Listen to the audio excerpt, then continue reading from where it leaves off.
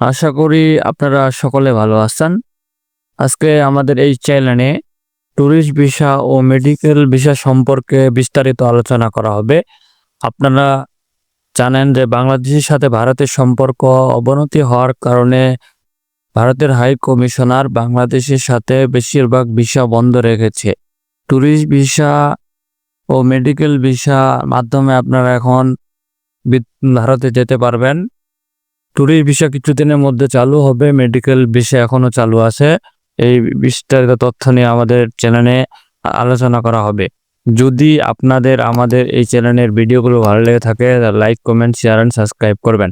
ইতিপূর্বে যারা সাবস্ক্রাইব করেছেন তাদের অসংখ্য ধন্যবাদ। আপনি কি ভারতের ভ্রমণের স্বপ্ন দেখছেন? চিকিৎসা ও তীর্থ ভ্রমণ বা শুধু ঘুরে আসার জন্য ভারতীয় ভিসা পেতে চান? তাহলে এই ভিডিওটি আপনার জন্য। আজকে আমরা জানাবো কিভাবে সহজে ভারতীয় ভিসা আবেদন করবেন, কি কি ডকুমেন্ট লাগবে, কত সময় লাগবে এবং কত খরচ হবে। ভারতীয় ভিসার প্রকারভেদ। ভারতীয় সরকার বিভিন্ন ধরনের ভিসা দিয়ে থাকে, যেমন 1 নম্বর ট্যুরিস্ট ভিসা, ঘুরতে যাওয়ার জন্য; মেডিকেল ভিসা, চিকিৎসার জন্য; তীর্থ ভিসা, ধর্মীয় ভ্রমণের জন্য; বিজনেস ভিসা। আমাদের আজকের আলোচনার মূল বিষয় হচ্ছে ট্যুরিস্ট ভিসা ও মেডিকেল ভিসা। ট্যুরিস্ট ভিসার জন্য যেসব কাগজপত্র লাগবে। ভারতীয় ট্যুরিস্ট ভিসার জন্য প্রয়োজন বৈধ পাসপোর্ট, 6 মাস মেয়াদ থাকতে হবে; ছবি, সাদা ব্যাকগ্রাউন্ড, 2x2 ইঞ্চি; অনলাইন ভিসা আবেদন ফর্ম; ব্যাংক স্টেটমেন্ট সাম্প্রতিক 3 মাসের; এনআইডি বা জন্ম সনদ; রিটার্ন টিকিট এবং হোটেল বুকিং প্রয়োজন হবে। মেডিকেল ভিসার জন্য যেসব কাগজপত্র দরকার।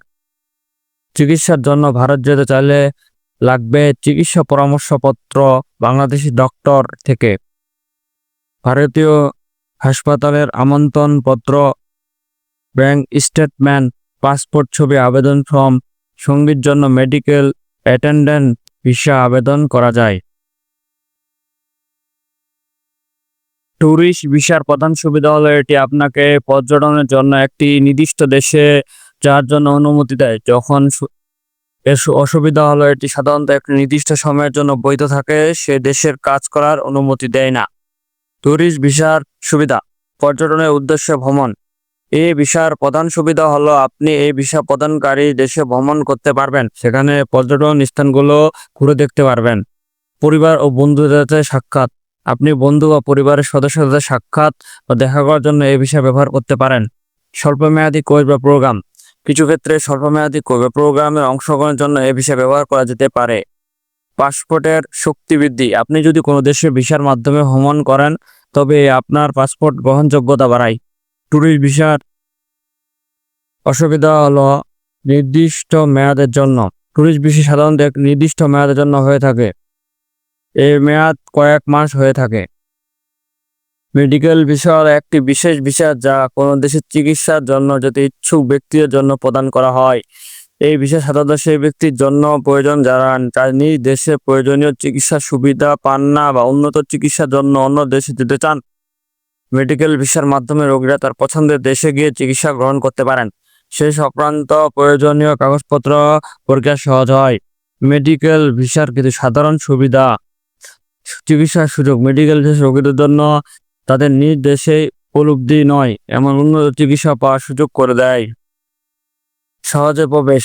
এই ভিসা রোগীদের দ্রুত চিকিৎসার জন্য অন্য দেশে প্রবেশ করতে সাহায্য করে।